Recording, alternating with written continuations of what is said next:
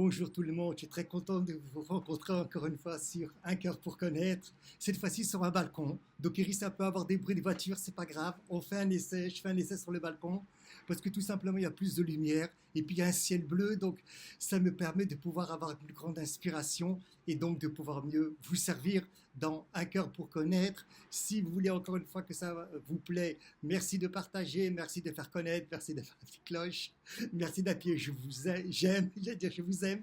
Merci pour tout. Nous allons parler maintenant et partager ensemble la Souka, la fête des cabanes. Après, on pourrait poser sa question pourquoi, en tant que chrétien, les chrétiens ne font pas donc la fête de Sukkot. Oui, mais encore une fois, l'évangile a des racines, d'accord, des racines, ce qu'on appelle les racines juives, et les racines sont très importantes. Alors, la fête de Sukkot, la fête des cabanes. D'abord, premièrement, vous savez que en hébreu, et c'est très important, les lettres, la forme de la lettre, d'accord, comme la place de la lettre, a quelque chose de très important. Ça donne un enseignement. Donc le mot Souka s'écrit avec la lettre Samer, qui est la 16e lettre de l'alphabet hébraïque, vous pouvez aller voir sur internet, la lettre Samer, 16e lettre ou 17e lettre, le Vav, la 6e lettre, le Raf, la 20e lettre, et le He, la 5e lettre. Alors quel est l'enseignement pour nous? Et nous verrons tout de suite l'impact que ça a dans nos relations véritablement avec le Verbe de Dieu, avec la parole divine, avec le Christ, avec Jésus. Eh bien, lorsqu'on regarde, ça c'est très important de regarder, le mot Souka, Samer, Vav, Raf, He, nous avons le Raf et le Vav. Ah, il y a un petit bruit là, on s'arrête un peu, on reste en silence. Il est passé. Nous avons le Raf et le Vav. Le Raf et le Vav nous renvoient à 26. Et 26, nous savons ce que c'est. Ça nous renvoie au Yod, au He, au Vav et au He. Donc, rentrer dans la Souka, être dans cette matrice féminin divin, et d'ailleurs tout tourne autour du féminin, nous l'approfondirons de plus en plus, sans occulter le masculin, mais c'est extrêmement intéressant. Lorsque nous rentrons à l'intérieur de la Souka, nous recevons le Yod, le He, le Vav et le He.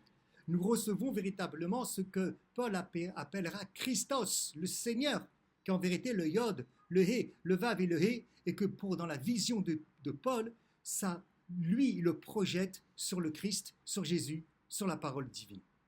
Et les lettres extérieures maintenant du mot Souka, c'est Samer et He, qui fait 65, et qui fait un autre nom divin, qui est Adonai. Aleph, Dalet, Nun, Yod, et qui est un nom qui nous renvoie à un attribut féminin divin. Donc c'est l'union entre le Yod, le Vav et le He, et l'union avec Aleph, Dalet, Nun et Yod, le masculin et féminin divin, dans la Souka, dans la matrice divine. C'est une union qui rentre à l'intérieur, voyez, comme le masculin, l'homme qui va rentrer à l'intérieur de la femme pour lui donner sa semence. Et on reçoit la semence comme cela. C'est exactement ce que dira l'épître de Jean. Vous avez reçu une semence qui demeure en vous. Vous allez voir, nous allons devenir une Souka nous-mêmes. Bien sûr, nous gardons toujours notre vieil homme. Premièrement donc. Ensuite, la Souka, c'est extrêmement intéressant. Ça nous renvoie bien sûr aux nuées de gloire qu'il y avait dans l'Écriture sainte, qui accompagnaient les enfants d'Israël dans le désert. Nous l'avons vu, je le répète, donc les nuées de gloire, c'est la matrice, parce que ça enveloppait le peuple hébreu. Alors, pour cela, il faut aller d'abord voir dans Isaïe 4,6. Là-bas, c'est écrit Vesouka, la tente. Vous voyez que le mot Souka peut être traduit par tente ou par cabane. Vesuta, Souka, pardon, Teyel et Tsel. Elle va devenir une ombre. Elle va me protéger. Protéger de quoi? Contre la chaleur. Donc, la Souka, elle me protège contre la chaleur, contre la puissance de la chaleur. Mais pas seulement ça. Elle me protège aussi contre l'orage, contre la pluie. Donc nous voyons que la Souka est une protection. C'est intéressant. La Souka est une protection. Donc la matrice féminine est une protection. Continuons. Nous voyons aussi, et là je fais une petite digression, voilà.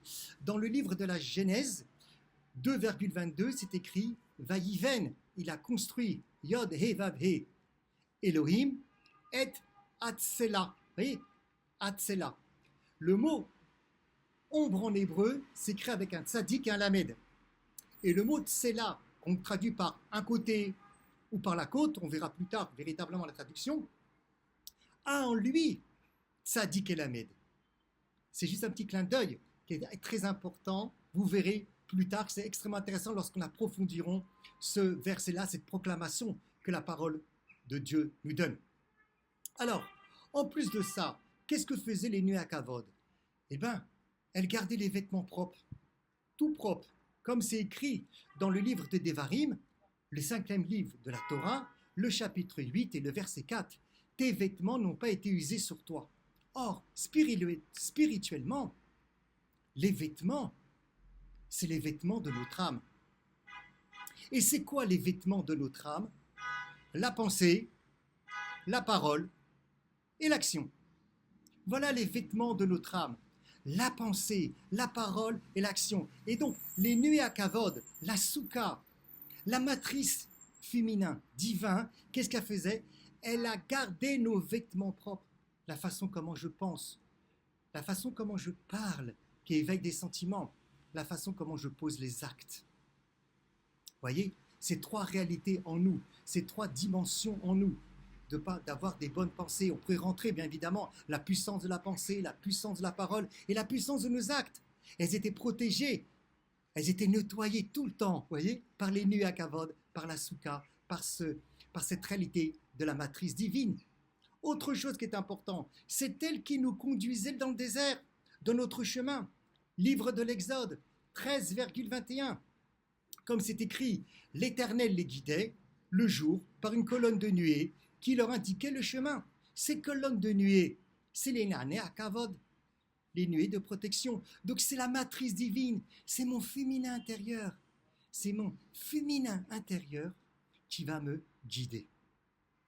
Laissons-nous guider par ce féminin intérieur, comme un enfant qui s'abandonne à sa maman.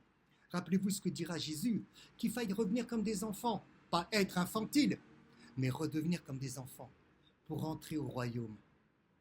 Voyez, laissons-nous guider, un lâcher-prise. Le mental nous casse la tête, des fois notre culture peut nous casser la tête, le système de religiosité peut nous casser la tête, plein de choses peuvent nous casser la tête. Voilà. On se laisse guider par la soukha intérieure, on se laisse guider par notre féminin intérieur. C'est intéressant, hein? Oh là, je vais ça, on continue. Je vais partir, sinon ça y est. Mais c'est pas terminé, c'est pas fini. Bien sûr, ça met dans la joie, parce que la parole de Dieu te met dans la joie. Quand tu essaies de demander de la vivre, ça te met dans la joie, véritablement. Donc, c'est elle donc qui va me guider. Elle me guide. Regardez maintenant. Le livre des Nombres, on nous dit encore ce que ne fait les Anané à Kavod, la soukha, d'accord, dans le désert des Anané à Kavod. Tandis que la nuée divine planait au-dessus d'eux le jour. Voilà, elle plane au-dessus de moi. Elle est en train de planer véritablement au-dessus de moi. Voilà, cette matrice divine. On se trouve tous à l'intérieur de cette matrice divine. Le Yod He Vav He est le nom de Aleph Dalet Nun Yud. Et que voilà, on est tous à l'intérieur. Alors on n'a pas conscience, comme on n'a pas conscience aussi qu'on se trouve à l'intérieur d'une galaxie, qu'on n'a pas conscience non plus que la Terre elle tourne. Voilà, mais on se trouve tous à l'intérieur de cette matrice féminine, de cette matrice divine féminine. Et puis en plus c'est écrit dans le livre de l'Exode 10,34 avec un commentaire de Rashi que c'est elle qui va assurer notre voyage de manière confortable. Pourquoi? Elle aplatissait les montagnes. Elle enlevait les vallées, elle tuait les scorpions et les serpents. Ça me fait penser à ce qui est écrit dans la Genèse, que c'est elle qui va écraser le talon, le féminin divin, la femme. Alors je sais, tout le monde m'écoute, il y a des évangéliques, il y a des juifs pour Jésus, il y a tout le monde. Pour les catholiques, ça correspond à Marie. On doit respecter véritablement chacun ce qu'il fait, chacun en ce qu'il croit. Je ne rentrerai pas ici dans les discussions, d'accord, théologiques, même si ça gêne des personnes, ou doctrinales, parce qu'on va me dire, oui, la doctrine est importante. Non, je ne suis pas dans cela. Mais je respecte tout le monde, voilà, bien évidemment, et je donne un enseignement à partir des racines juives, à partir réellement des racines hébreux. Voilà. Et donc, d'après Rashi, qu'est-ce que faisaient ces nunées à Kavod? Donc, cette matrice divine ce féminin divin, cette souka, qu'est-ce qu'elle faisait? Elle aplatissait les montagnes. Il y a des choses qu'on n'arrive pas à faire. Waouh, c'est trop haut, j'arrive pas, ça me dépasse. Le féminin divin, notre souka intérieur. Elle enlève les vallées, elle tue les serpents, toutes les personnes qui peuvent nous attaquer extérieures ou intérieures, nos mauvaises pensées, nos mauvaises imaginations qui nous transportent dans des angoisses, dans des peurs, dans des choses incroyables, dans des blessures, dans une violence. D'accord? Nos scorpions intérieurs, pardon, nos serpents intérieurs. Qui va les tuer? Les Anané Akavod, la souka spirituelle qui était dans le désert. Parce que n'oubliez pas, la souka de maintenant, c'est en commémoration à la souka, encore une fois, des Hébreux dans le désert, des Anané Akavod.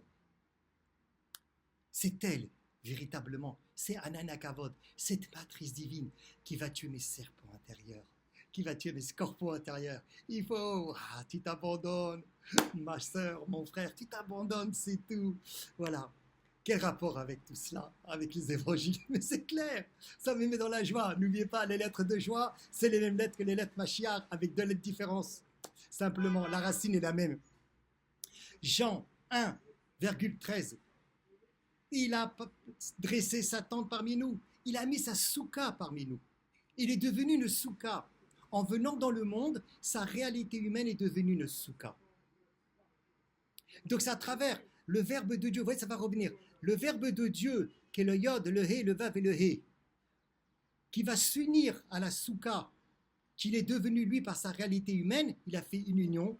Moi, je peux recevoir tout ce qu'on vient d'énumérer dans la Torah. Tout ce qu'on vient d'énumérer, qui était la fonction des nuées à Kavod, dans la Torah, qu'elle me protège, qu'elle fait attention à mes vêtements, qu'elle tue les scorpions, voilà, tout ce que je viens d'énumérer, cette union-là. Et c'est pour ça que le Verbe de Dieu fait l'union entre le Yod, le He, le Vav et le He, et Aleph, Dalet, Nun, Yod. Il fait l'union entre le Rav, Vav, qui est dans la Souka, et le Samer, He, qui est dans la Souka, qui forme ces 4 lettres, ces formes Souka. C'est extrêmement intéressant. Donc son humanité est devenue une Souka pour nous, d'accord? Pour qu'il puisse résider en nous. À ce moment-là, moi-même, je deviens une souka. Mais peut-être que nous ne vivons pas assez cela, parce que d'abord, il y a le vieil homme, et puis chacun d'entre nous, peut-être, on est rentré dans un système de religiosité. Et même des personnes qui se disent de ne pas être dans un système de religiosité, ils sont rentrés dans leur propre système de religiosité et de leur propre interprétation, en disant, oui, c'est ça que dit l'Écriture, oui, c'est ça que dit l'Écriture. On est rentré dans un système. Jésus n'est pas un système. La parole de Dieu n'est pas un système, vous le voyez bien. Et même Paul n'est pas un système. Regardez ce que Paul va nous dire, ce rabbin. Qu'est-ce qu'il nous dit, Paul? Dans 1 Corinthiens 3,13. Ne savez-vous pas que vous êtes le temple de Dieu? Donc, vous ne savez pas que vous êtes devenu quoi? Le réceptacle divin? Ne savez-vous pas que vous êtes devenu la tente de Dieu? Ne savez-vous pas que vous êtes devenu la souka divine? D'accord? La souka divine. Même sur notre vieil homme. Même sur notre vieil homme, parce que les Hébreux, ils avaient toujours leur vieil homme. Et puis, il n'y avait pas encore eu l'incarnation de toute façon. Et pourtant, ils étaient protégés par les Nuné à Kavod.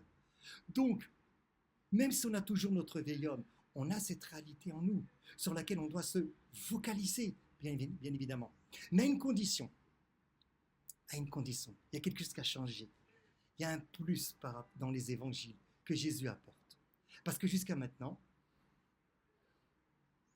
je rentre dans la souka. Mais en vérité, Jésus va dire quelque chose d'extrêmement intéressant, en tout cas dans l'évangile de Jean. 15,4. Demeurez en moi. Donc je dois demeurer dans la souka qui est David, qui est Jésus, pardon. Jésus descend de David, voilà. En tout cas, je dois demeurer dans la souka de Jésus. Je dois demeurer en lui. Donc si je demeure en lui, et je ne fais pas partie du monde, comme dira Jésus lui-même, ils ne font pas partie du monde, posons-nous la question réellement, est-ce qu'on n'avons pas l'esprit du monde? Est-ce qu'on n'avons pas créé un système de religiosité, quelles que soient les sensibilités de chacun? Mais demeurer en lui. À partir du moment où je prends conscience que je dois demeurer en lui, pas par moi-même, j'y arriverai pas, par sa grâce, mais j'essaie d'être une bonne terre et de vouloir, de désirer, demeurer en lui, qui est devenu une souka divine dans sa réalité humaine, et qu'il y a le Verbe de Dieu, la lumière divine, la parole de Dieu, le Yod, le He, le Vav et le He, et plus encore. Alors qu'est-ce qu'il dit? Je vais demeurer en vous. Je demeurerai en vous. Que ces partages vous appuient encore une fois. Merci de le partager. Mais c'est d'être dans la joie de la fête de Sukkot, la fête de la Souka. Et la fête de la Souka, ça peut être tous les jours, à chaque moment, à chaque instant. Prenons conscience que nous sommes la Souka du Verbe de Dieu, que nous sommes le temple de Dieu, que nous sommes ce féminin véritablement divin. Chacun, nous ne sommes pas une femme, bien évidemment, et je suis un homme, bien évidemment, aussi. Mais nous sommes cette Souka. C'est cette Souka. Donc, laissons-nous à l'intérieur de nous, dans ce principe de cette féminin divin, de cette Souka, laissez-la donc agir, que ce féminin divin agisse en nous. Et qu'est-ce qui va agir, encore une fois, avec tout ce que j'ai pu énumérer. Et je peux encore une fois vous réénumérer tout ce que ça fera comme un résumé. D'accord? Que premièrement, elle sera donc une selle de l'ombre. Elle va nous faire de l'ombre. En plus, elle va garder nos vêtements. Les vêtements, c'est une bonne pensée, une bonne parole, des bons actes, que ça soit imprégné de divinité. Ensuite, elle va nous conduire, cette souka, véritablement, ce féminin intérieur, elle va nous conduire. Ensuite, elle va planer au-dessus de nous tout le temps. Donc, elle sera là pour nous couvrir, véritablement, pour nous envelopper. D'accord? Et ensuite, c'est elle qui va nous permettre d'avoir un voyage confortable. Je parle trop vite, je suis en partie, ça y est. Et en plus, c'est le ciel bleu, là. Alors là, voilà. Après, on va me dire, oh, t'as parlé trop vite. C'est pas grave. Vous pourrez réécouter tranquillement et prendre des notes. D'accord? C'est elle qui va écraser les serpents. C'est elle qui va aplanir les montagnes à l'intérieur qu'on peut avoir de nous. C'est elle qui va tuer les scorpions, nos montagnes. Nos montagnes, on n'arrive pas à faire des choses. Ah. Voilà mon dernier mot. La simcha. La simcha, ça recule toutes les barrières. Amen. Que ce féminin divin soit véritablement agissant en vous.